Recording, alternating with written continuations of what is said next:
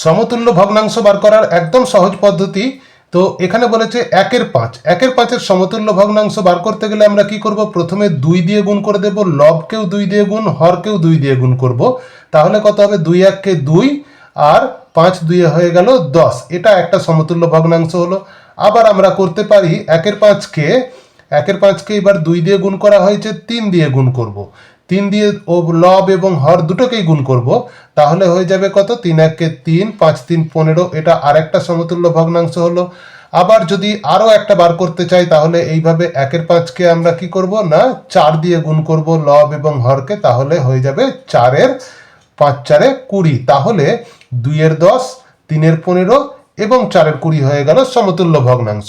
তাহলে 2/5 সমতুল্য ভগ্নাংশ কিভাবে বার করব, 2/5 এখানেও 2 দিয়ে গুণ করব একবার, একে হরকেও 2 দিয়ে গুণ করব, 2 2 4, 5 2 10। আবার 2/5কে আমরা কি করব, 3 দিয়ে গুণ করব লব এবং হরকে, 3 দিয়ে গুণ করলে হবে 6 15। আবার কি করব না 2/5কে আমরা 4 দিয়ে গুণ করব, 4 দিয়ে গুণ করলে 4 2 8 আর 5 4 20।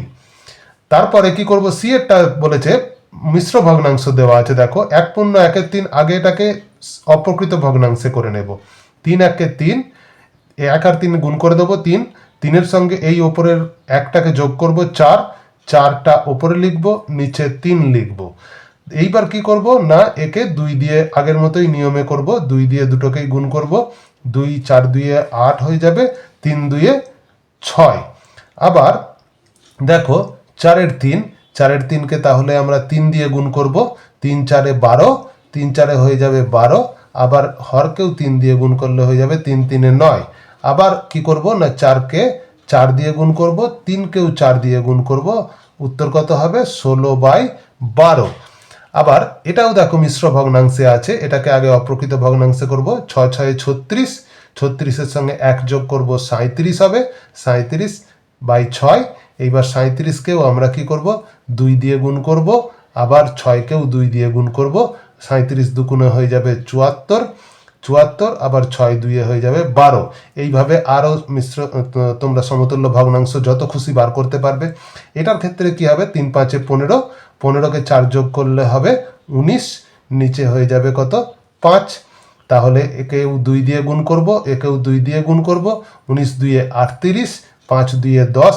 আরও একটা মিশ্র ভগ্নাংশ যদি বার করতে চাই, তাহলে কি করব না 19কে আবার 3 দিয়ে গুণ করব, আবার 5কেও 3 দিয়ে গুণ করব, তাহলে 3 19 57, 5 3 15। এইভাবে সমতুল্য ভগ্নাংশ খুব সহজ পদ্ধতিতে বার করতে পারবো।